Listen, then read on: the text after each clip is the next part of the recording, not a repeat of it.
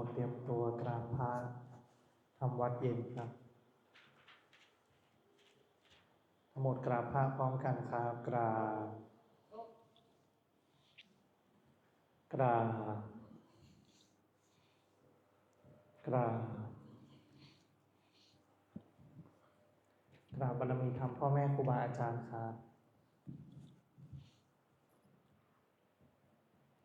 ทั้งหมดกล่าวคำบูชาพระรัตนตรัยพร้อมกันครับอิมินาสการะนะพุทธังอภิปูชยามะอิมินาสการะนะธัมมังอภิปูชยามะอิมินาสการะนะสังฆังอภิปูชยามะอะระหังสัมมาสัมพุทโธภคะวาพุทธังภคะวันตังอภิวาเทมิสวากขาโตภคะวะตาธัมโมธัมมังนามัสสามิสุปฏิปันโนภะคะวะโตสาวกสังโฆสังฆังนะมามิเปิดหนังสือหน้าที่ 4หันธรรมยังพุทธัสสะภะคะวะโตปุพพภาคณมะการังกโรมะเสนะโมตัสสะภะคะวะโตอะระหะโตสัมมาสัมพุทธัสสะนะโมตัสสะภะคะวะโตอะระหะโตสัมมาสัมพุทธัสสะนะโมตัสสะภะคะวะโตอะระหะโตสัมมาสัมพุทธัสสะพุทธังสารนังคัจฉามิธัมมังสารนังคัจฉามิสังฆังสารนังคัจฉามิทุติยัมปิพุทธังสารนังคัจฉามิทุติยัมปิธัมมังสารนังคัจฉามิทุติยัมปิสังฆังสารนังคัจฉามิตติยัมปิพุทธังสารนังคัจฉามิต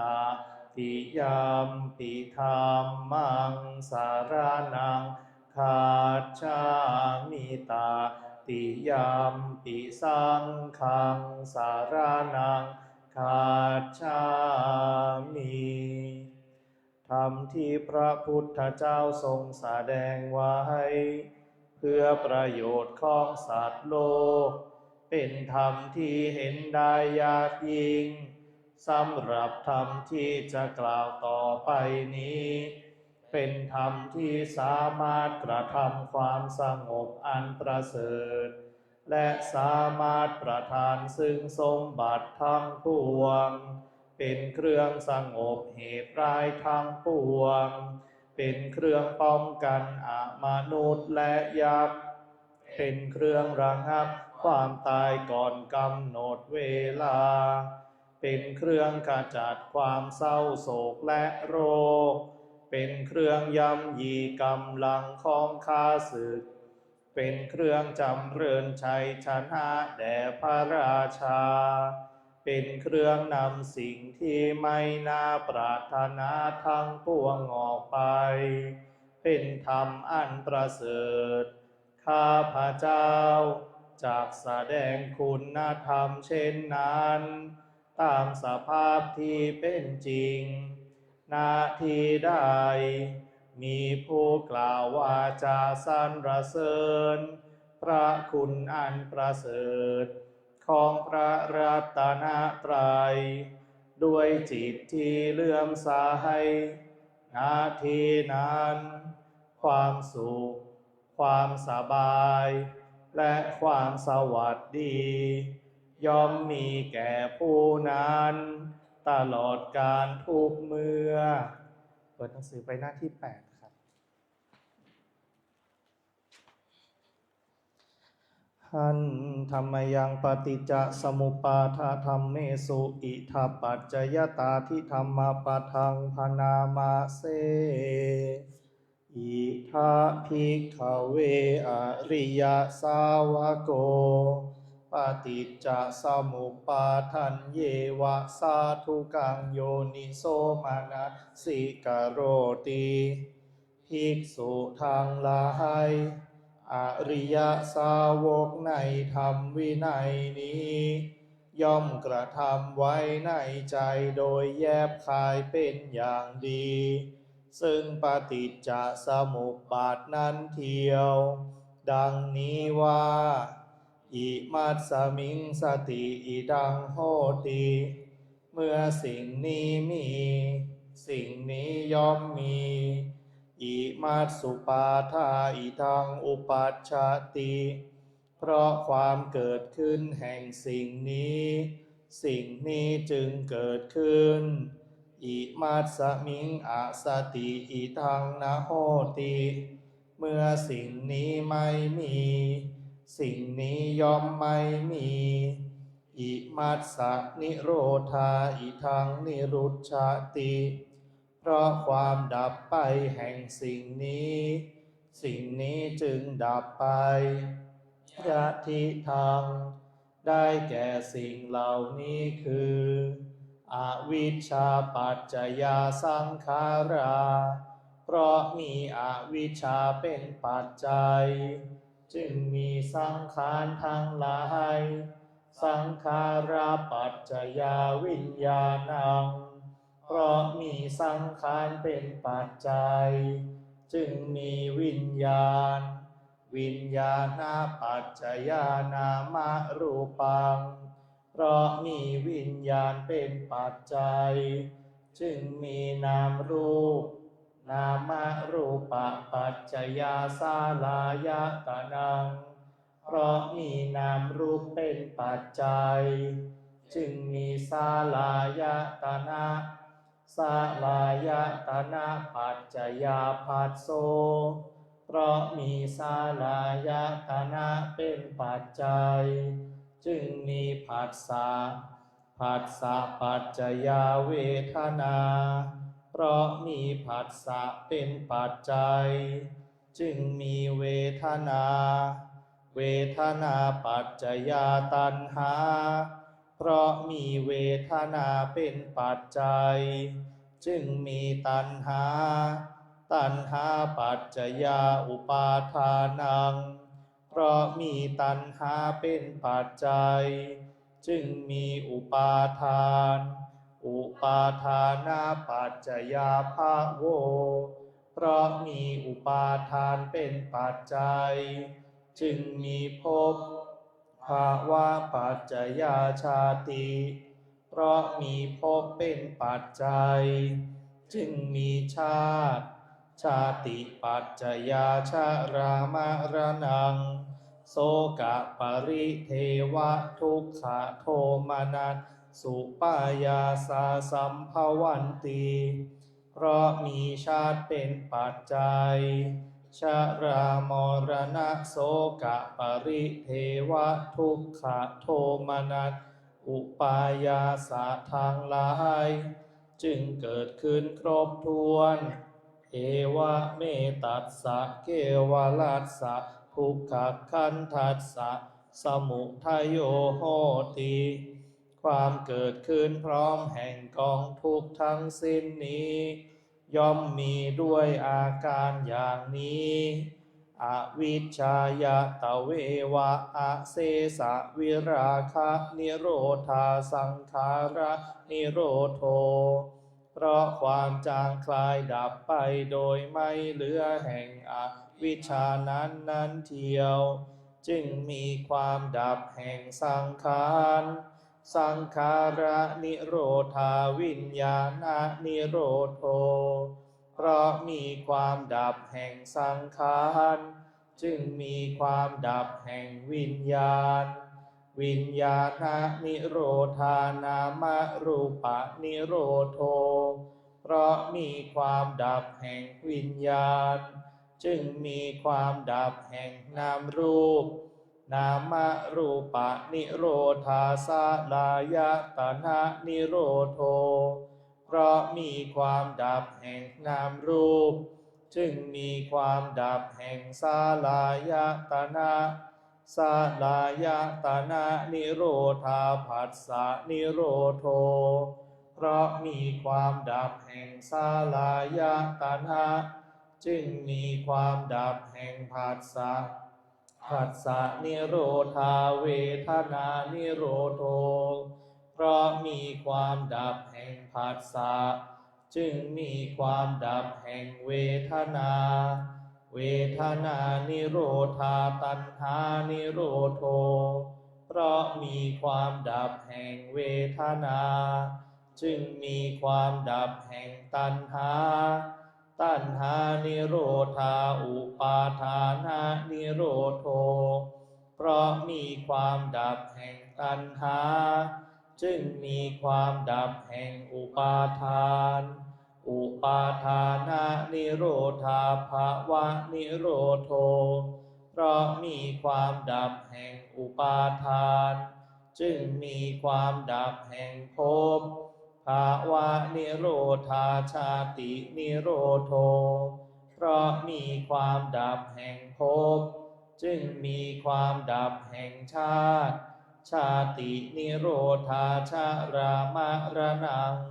โสกปริเทวทุกขโทมนัสสุปายาสานิรุชชันติเพราะมีความดับแห่งชาตินั้นแลชรามรณะโสกปริเทวทุกขโทมนัสอุปายาสาทางหลายจึงดับสิ้นเอวะเมตัสสะเกวลัสสะทุกขขันธัสสะนิโรโธโหติติความดับลงแห่งกองทุกข์ทั้งสิ้นนี้ย่อมมีด้วยอาการอย่างนี้ดังนี้เปิดหนังสือไปที่หน้า52ครับหันธรรมยังมหาสติปัฏฐานธรรมปัฏฐังพนามาเสดูกระภิกษุทางหลายอีกข้อหนึ่งภิกษุพิจารณาเห็นธรรมในธรรมคืออุปาทานขันธ์ห้าภิกษุพิจารณาเห็นธรรมในธรรมคืออุปาทานขันธ์ห้าอย่างไรเล่าภิกษุในธรรมวินัยนี้พิจารณาเห็นดังนี้ว่าอย่างนี้รูปอย่างนี้ความเกิดขึ้นแห่งรูปอย่างนี้ความดับแห่งรูปอย่างนี้เวทนาอย่างนี้ความเกิดขึ้นแห่งเวทนาอย่างนี้ความดับแห่งเวทนาอย่างนี้สัญญาอย่างนี้ความเกิดขึ้นแห่งสัญญาอย่างนี้ความดับแห่งสัญญาอย่างนี้สังขารอย่างนี้ความเกิดขึ้นแห่งสังขารอย่างนี้ความดับแห่งสังขารอย่างนี้วิญญาณอย่างนี้ความเกิดขึ้นแห่งวิญญาณอย่างนี้ความดับแห่งวิญญาณดังพันนานามาชนีภิ ภิกษุย่อมพิจารณาเห็นธรรมในธรรมภายในบ้างพิจารณาเห็นธรรมในธรรมภายนอกบ้างพิจารณาเห็นธรรมในธรรมทั้งภายในทั้งภายนอกบ้างพิจารณาเห็นธรรม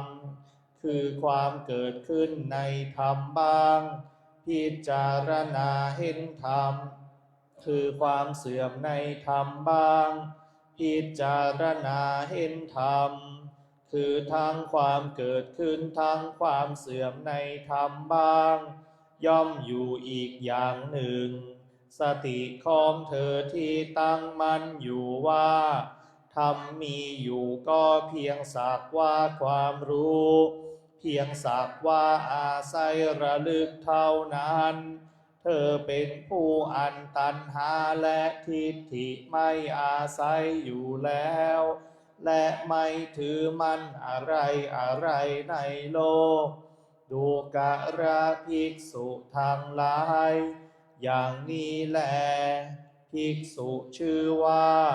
พิจารณาเห็นธรรมในธรรมคืออุปาทานขันธ์ห้าอยู่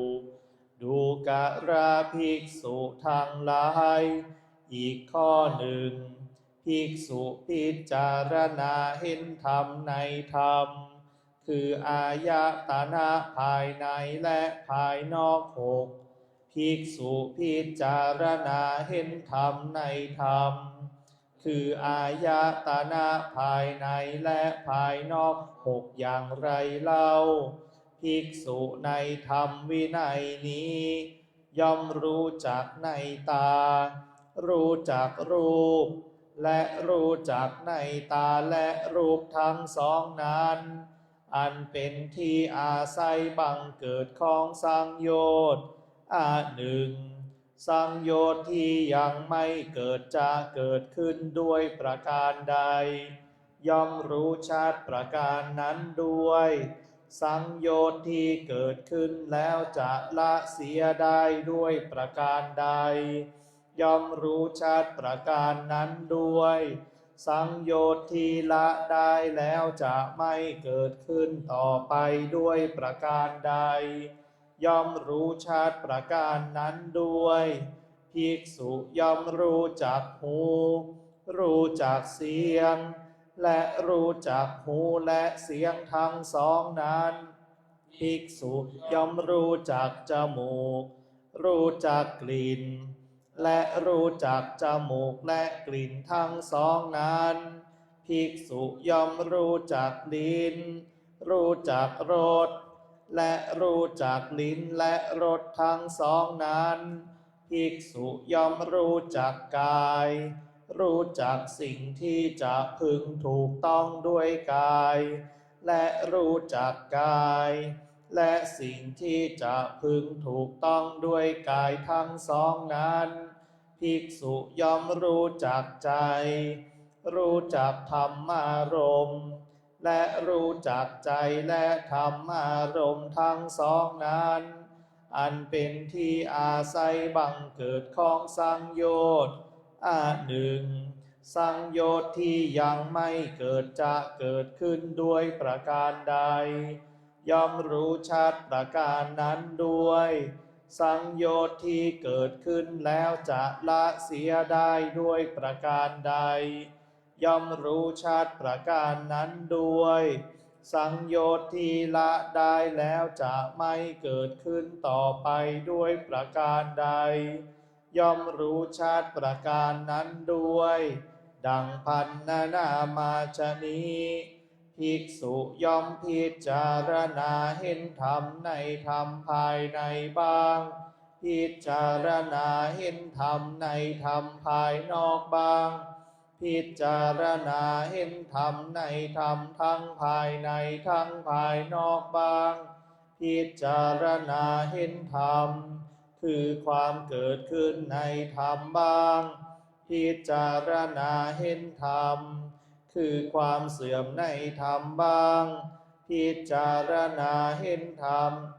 คือทั้งความเกิดขึ้นทั้งความเสื่อมในธรรมบ้างย่อมอยู่อีกอย่างหนึ่ง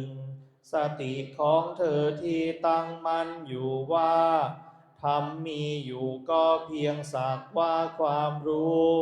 เพียงสักว่าอาศัยระลึกเท่านั้นเธอเป็นผู้อันตัณหาและทิฏฐิไม่อาศัยอยู่แล้วและไม่ถือมั่นอะไรอะไรในโลกดูกระภิกษุทั้งหลายอย่างนี้แลภิกษุชื่อว่าพิจารณาเห็นธรรมในธรรมคืออายตนะภายในและภายนอกหกอยู่ดูกระภิกษุทั้งหลายอีกข้อหนึ่งภิกษุพิจารณาเห็นธรรมในธรรมคือโพชฌงค์เจ็ดภิกษุพิจารณาเห็นธรรมในธรรมคือโพชฌงค์เจ็ดอย่างไรเล่าภิกษุในธรรมวินัยนี้เมื่อสติสัมโพชฌงค์มีอยู่ณภายในจิตย่อมรู้ชัดว่าสติสัมโพชฌงค์มีอยู่ณภายในจิตของเราหรือเมื่อสติสัมโพชฌงค์ไม่มีอยู่ณภายในจิตย่อมรู้ชัดว่าสติสัมโพชฌงค์ไม่มีอยู่ณภายในจิตของเราหนึ่ง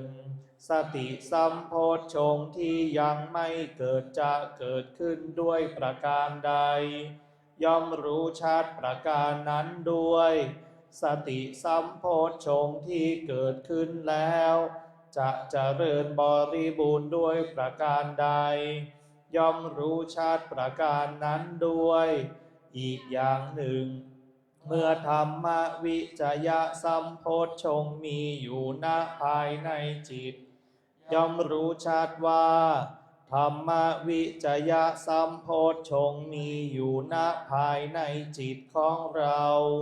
หรือเมื่อธรรมวิจยสัมโพชฌงค์ไม่มีอยู่ณภายในจิตย่อมรู้ชัดว่าธรรมวิจยสัมโพชฌงค์ไม่มีอยู่ณภายในจิตของเราหนึ่งธรรมวิจยสัมโพชฌงค์ที่ยังไม่เกิดจะเกิดขึ้นด้วยประการใดย่อมรู้ชัดประการนั้นด้วยธรรมวิจยสัมโพชฌงค์ที่เกิดขึ้นแล้วจะเจริญบริบูรณ์ด้วยประการใดย่อมรู้ชัดประการนั้นด้วยอีกอย่างหนึ่งเมื่อวิริยสัมโพชฌงค์มีอยู่ณภายในจิตย่อมรู้ชัดว่าวิริยสัมโพชฌงค์มีอยู่ณภายในจิตของเราหรือเมื่อวิริยสัมโพชฌงค์ไม่มีอยู่ณภายในจิตย่อมรู้ชัดว่าวิริยสัมโพชฌงค์ไม่มีอยู่ณภายในจิตของเราหนึ่งวิริยสัมโพชฌงค์ที่ยังไม่เกิดจะเกิดขึ้นด้วยประการใดย่อมรู้ชัดประการนั้นด้วยวิริยสัมโพชฌงค์ที่เกิดขึ้นแล้วจะเจริญบริบูรณ์ด้วยประการใดย่อมรู้ชัดประการนั้นด้วยอีกอย่างหนึ่งเมื่อปีติสัมโพชฌงค์มีอยู่ณภายในจิตย่อมรู้ชัดว่าปีติสัมโพชฌงค์มีอยู่ณภายในจิตของเราหรือเมื่อปีติสัมโพชฌงค์ไม่มีอยู่ณภายในจิตย่อมรู้ชัดว่าปีติสัมโพชฌงค์ไม่มีอยู่ณภายในจิตของเราหนึ่งปีติสัมโพชฌงค์ที่ยังไม่เกิดจะเกิดขึ้นด้วยประการใดย่อมรู้ชัดประการนั้นด้วยปีติสัมโพชฌงค์ที่เกิดขึ้นแล้วจะเจริญบริบูรณ์ด้วยประการใดย่อมรู้ชัดประการนั้นด้วยอีกอย่างหนึ่งเมื่อปัสสัทธิสัมโพชฌงค์มีอยู่ณภายในจิตย่อมรู้ชัดว่า ปัสสัทธิสัมโพชฌงค์มีอยู่ณภายในจิตของเราหรือเมื่อปัสสัทธิสัมโพชฌงค์ไม่มีอยู่ณภายในจิตย่อมรู้ชัดว่าปัสสัทธิสัมโพชฌงค์ไม่มีอยู่ณภายในจิตของเราหนึ่งปัสสัทธิสัมโพชฌงค์ที่ยังไม่เกิดจะเกิดขึ้นด้วยประการใด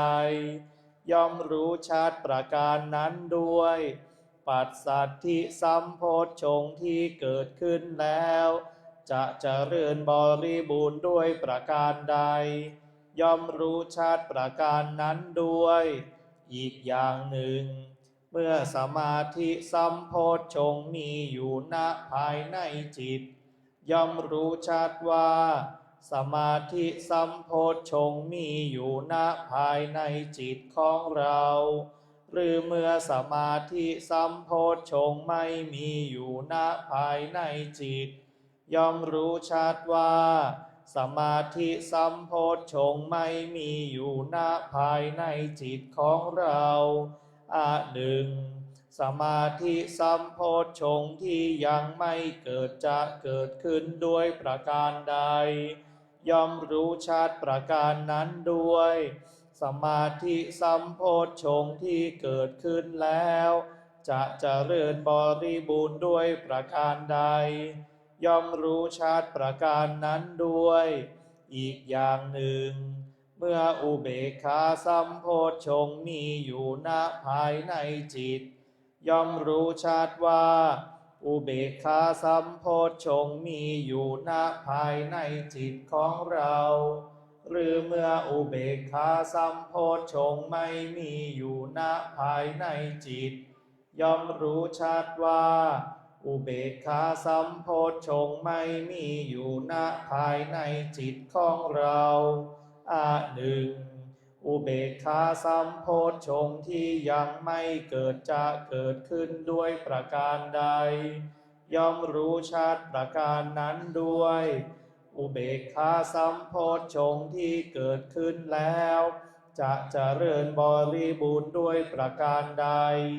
ย่อมรู้ชัดประการนั้นด้วยดังพันนามาชนี้ภิกษุย่อมพิจารณาเห็นธรรมในธรรมภายในบ้างพิจารณาเห็นธรรมในธรรมภายนอกบ้างพิจารณาเห็นธรรมในธรรมทั้งภายในทั้งภายนอกบ้างพิจารณาเห็นธรรมคือความเกิดขึ้นในธรรมบ้างพิจารณาเห็นธรรมคือความเสื่อมในธรรมบ้างพิจารณาเห็นธรรมคือทั้งความเกิดขึ้นทั้งความเสื่อมในธรรมบ้าง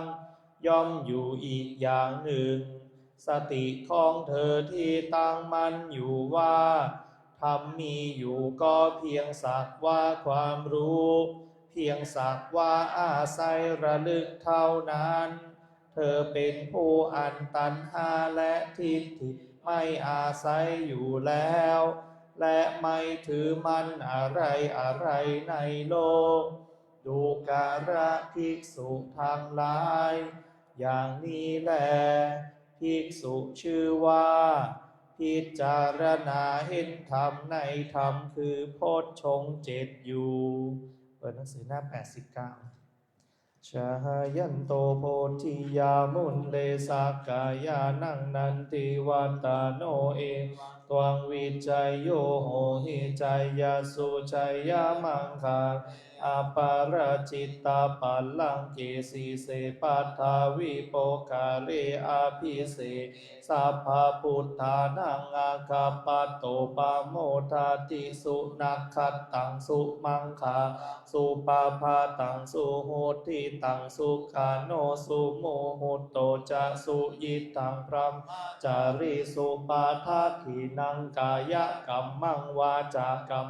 ปาทาขีนังปาทาขีนังมโนกัมมังปานิทิเตปาทาขีนา นิกาตวานาลาพันตัตถิปัฏฐาขีเนสุขโขพุทธานังอุปาสุขาสัทธรรมติสานาสุขาสังคัสสะสามัคคี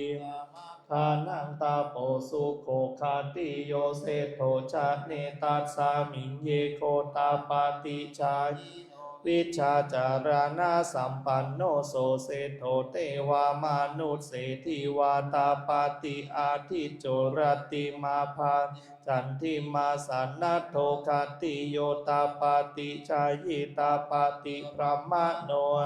สัพพะมะโหรตังพุทโธตาปาติเตชะสาอะโรชัยยาปารมาสันตุทิปารามังทานังวิสาสาปารมายาตินิพพานังปรมังสุขัง